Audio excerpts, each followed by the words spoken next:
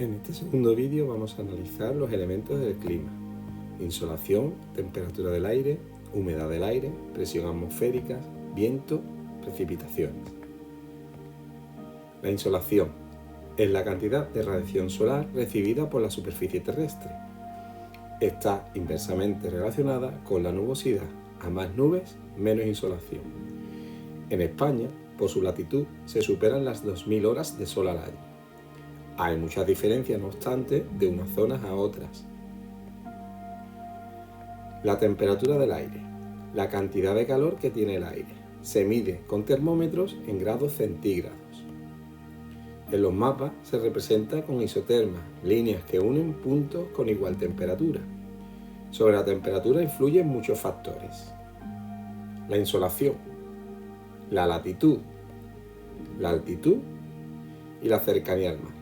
La insolación, pues como hemos visto anteriormente, según las zonas de España, en el norte incidirá mucho menos, está más nublado, por lo tanto no hay tanta insolación como en el sur.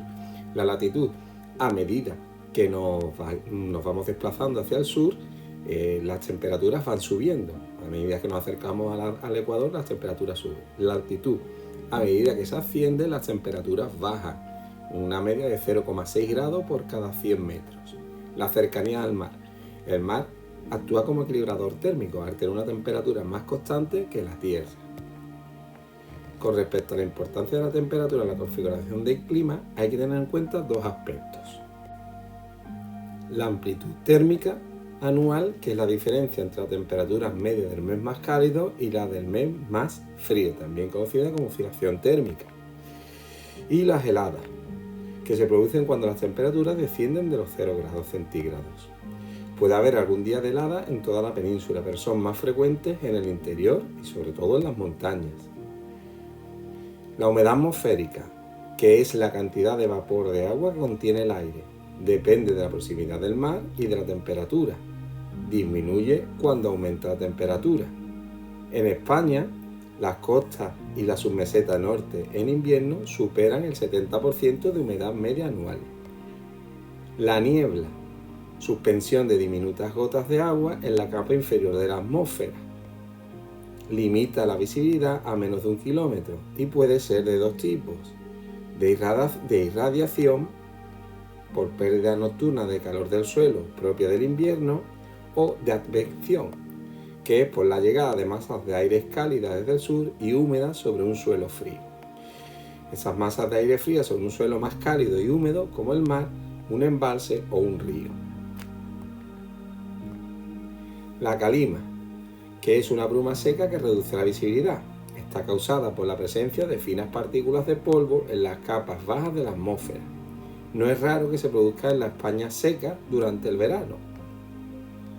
Ahí vemos una imagen de lo que sería la niebla, que limita la visibilidad a menos de 1 kilómetro de distancia, y la calima, que es el polvo en suspensión, que también limita la visibilidad y que es muy propia del verano, sobre todo en las zonas interiores secas. La presión atmosférica. La presión atmosférica es el peso de la columna de aire que se encuentra sobre un lugar. Se mide con el barómetro y se expresa en milibares, milímetros de presión o hectopascales. La presión a nivel del mar, 0 metros de altitud, es de 1013 milibares. Es la presión considerada normal. Las zonas de alta presión anticiclónica está por encima de los 1013 milibares, el tiempo es estable y sin lluvias, y las zonas de baja presión de menos de 1013 milibares o zona de borrasca son las zonas donde la presión está por debajo de los 1013 milibares, el tiempo es inestable, con probabilidad o posibilidad de lluvias y perturbaciones atmosféricas. En la península, durante el invierno y el verano, predominan las situaciones anticiclónicas, las altas presiones. En otoño y primavera dominan las bajas presiones, las borrascas. La distribución de la presión atmosférica en un mapa se representa por medio de unas líneas llamadas isobaras, que tienen la misma presión, líneas que unen zonas con la misma presión. Los vientos son movimientos horizontales del aire en relación a la superficie terrestre. Se producen a causa de las diferencias de presión en zonas de la atmósfera en contacto. Se mueven desde las altas a las bajas presiones. En la península, por su latitud, predominan los vientos de poniente que vienen desde el Atlántico.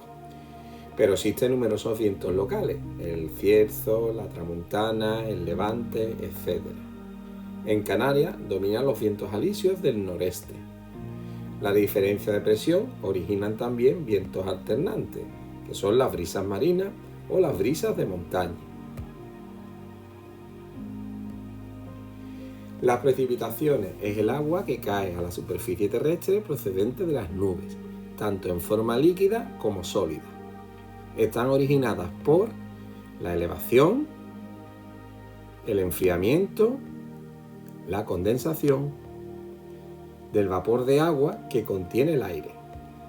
Según la causa por la que el aire se haya elevado, las precipitaciones pueden ser orográficas debido al relieve, convectivas por el calentamiento del suelo y de frente, originadas por frentes. Al entrar en contacto dos masas de aire de distintas características, la fría se introduce en forma de cuña por debajo de la cálida, obligándola a ascender y produciéndose el fenómeno que hemos visto antes, elevación, enfriamiento y condensación, que luego posteriormente podría precipitar. Ahí vemos una imagen como serían las precipitaciones orográficas y las lluvias convectivas desde el calor de la superficie terrestre. Aire más caliente pesa menos, sube hacia arriba y provoca las precipitaciones. En España las precipitaciones son modestas. Existen diferencias, primero interanuales entre distintas épocas del año, espaciales, algunas zonas llueve mucho más que en otras, y estacionales, hay algunas estaciones mucho más lluviosas que otras. Es muy característico nuestra estación seca de verano. Están motivadas por la latitud y la longitud. Determina la sucesión anual de borrascas y anticiclones. El mar. En las zonas aisladas del mar, el frío del invierno y el calor de verano dificulta mucho la condensación del aire y, por consiguiente, el que se formen nubes y que precipiten. Y el relieve. Las precipitaciones aumentan en altura y disminuyen en zonas encerradas por montañas. Por último hablamos de la evaporación, evapotranspiración y la aridez. La evaporación es el proceso por el cual el agua se transforma en vapor a temperatura ambiente. La intensidad crece cuando aumenta la temperatura, por lo que hay más, cuanto más al sur, en verano, en las horas centrales del día. La evapotranspiración es la pérdida de humedad de la superficie terrestre debido a la insolación, la transpiración de las plantas y del suelo, y la evapotranspiración puede ser de dos tipos: real, la que se produce verdaderamente, y potencial, que es la que se produciría en caso de haber agua suficiente. Como aquí las lluvias son modestas y no hay tanta cantidad de agua, pues la evapotranspiración es menor porque podría ser potencialmente mayor, porque no hay tanta cantidad de agua, evidentemente. Por último, la aridez es la insuficiencia de agua en el suelo y en la atmósfera. Depende de la relación que hay entre las precipitaciones y la temperatura.